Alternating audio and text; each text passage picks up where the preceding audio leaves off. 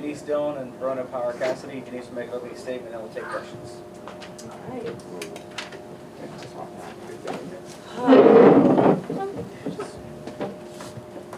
Well, we one of the last teams in the country to play their first game, so super excited to have it here at the Finn, an opener against a talented, well-coached Wake Forest team. So getting the win is tremendous. Good start for us, and just a lot to build from, build on, and learn from. Denise, can you talk about the contributions of the newcomers and how they handle the situation today? Yeah, well, Bronagh and I were just talking about it, how it felt out there for her, with being the first official game, and a lot of new people. She said that they didn't let it affect them, like getting out of sorts even when things weren't going our way early, with making shots, the recognition of getting the right shots, and then they just showed what they're capable of doing, what we have seen, and settled into their roles, and the players stepped up, and it's great when you have 3 players in double figures, and then you have another with 8, 9, so it's just, we talked about that, just the ability to have 5 on the floor capable of scoring at the same time, and using that to our advantage. The Brazilian stage of it too, and then after things were not going well early, they just chipped away, and then we got ahead. Yeah, well, I would say that's definitely credit to the defensive end. Their willingness just to continue to battle and fight on defense to make it as hard as possible. Wade came out, hit shots early, but settled in defensively and figured the offense would come eventually. We were getting the right shots, and it always has to be consistent on that defensive end. Denise, Jonathan Bosco, 18 points as a true freshman, played almost virtually the entire game out there. Speak a bit about her impact on the game, just what she meant to the team today. Yeah, well, we had said, Jazz is such an important part, an integral part of our team. She's so mature. She is such a great team player.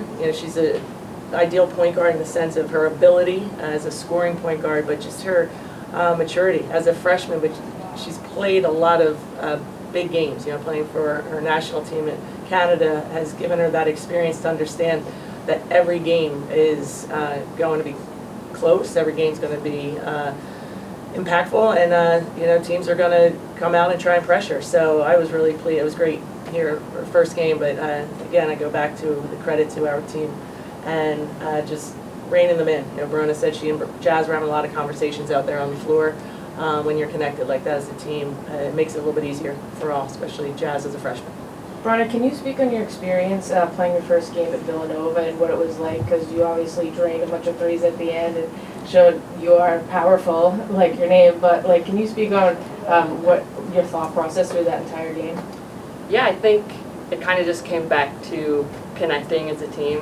Like, we're all pretty new, except we've kind of bonded very quickly these past couple months, and I think we were just kind of itching to get on the floor and play a game against different people. So I think just having that trust in each other, and it goes back to that first quarter. It was up and down. Obviously, shots weren't dropping, but we all had trust in each other that, once we see the ball go in the basket, we're going to have faith in everybody else that we're just going to keep rolling. So all my team, they put me in good positions and trusted me to hit shots, and I've trusted them the exact same way. What drew you to Nova, when you decided to move down to the States? Yeah, I think I'm from Ireland originally, so moving to the U.S., one thing that was important to me was just to be surrounded by good people, and that's what Nova is, I think, just with the coaches and even having a new team, just looking at the team that they've put together and recruited. Everybody's just a great person and has such a great character, so that's what drew me. What did you learn most from your years at Holy Cross? Obviously, you guys were really successful up there. What lesson are you hoping to sort of help bring down to this group here? Yeah, I think it's just experience, and that comes in a bunch of different ways. Like we talked about Jasmine, she's experienced playing with Team Canada. I've had experience playing at a different university. So I think it's just bringing that perspective and knowing how games are up and down and it's a long season, and just trying to bring a different look or perspective and share that with the team. Denise, what was it like to wait all this time for the first game of the season, to know that things were going to be all right, and then to have to endure the first quarter when things were not all right?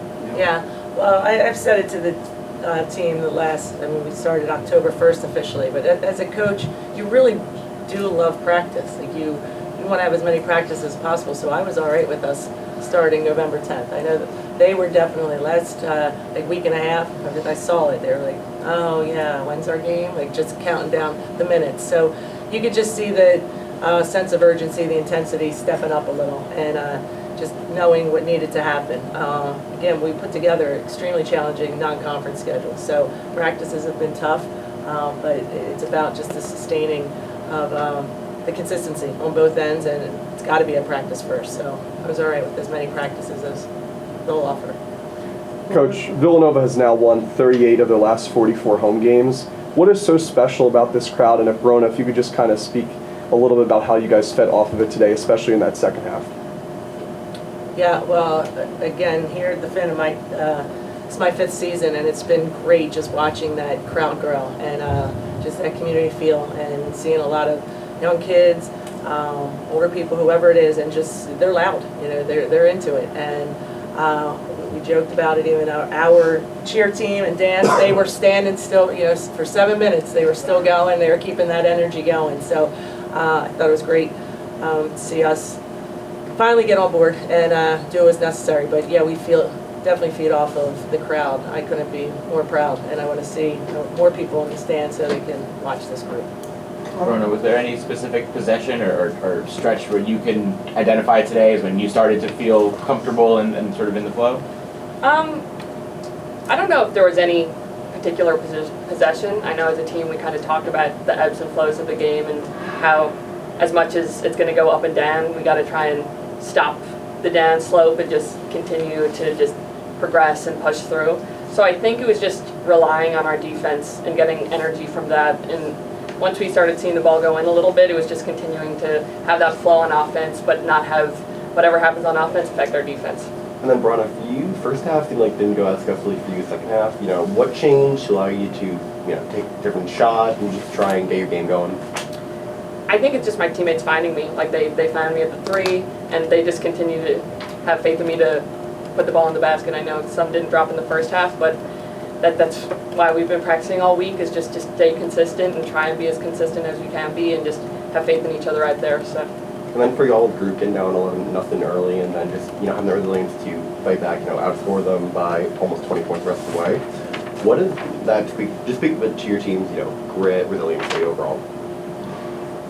Yeah, I think it's exactly what you said. It's grit and resilience, and knowing that that needs to be part of our identity. Is just no matter what happens, we got to be able to rely on our defense.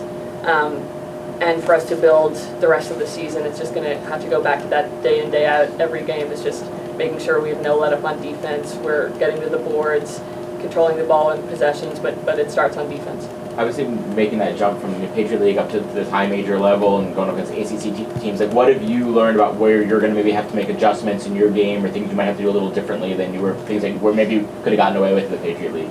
Yeah, I think it's just kind of breaking the game down and just taking it as it comes. Don't force anything, and that's something the coaches just tell me a lot.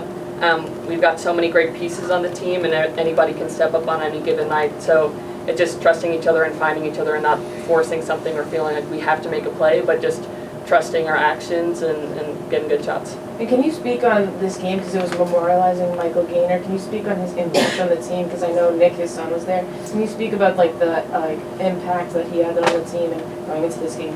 Yeah, well, it was a great honor, and it was put together. Michael Gaynor, an amazing person. What he's done, for the university, but I think any individual that he has been in contact with, and how much he's impacted their world. And I'm lucky to say he's a great friend, and having Nick on board, it's he's just an extension of Michael. He is as good a human as there is. He's well missed, Michael, and we keep his memory alive and definitely play for him and play for Nick every time we're on the floor. Brianne, you had Last question. Last one. you had a teammate last year whose mom happens to coach a team down the road. How much did you hear during the year all of this? And you guys came down here and actually played a game last year.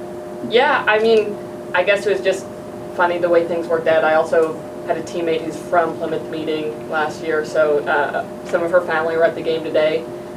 So I think it just shows how small a world it is, even being from halfway across the ocean. Like, there's always going to be someone you know, there's ties everywhere, and just, I guess that's why Nova worked out so well and why it's a great fit. Thank you. Thank you, Thank guys. you. Have a good night. Thank I was you. wondering if we could get a Caitlin Klein reference. I'd throw one in.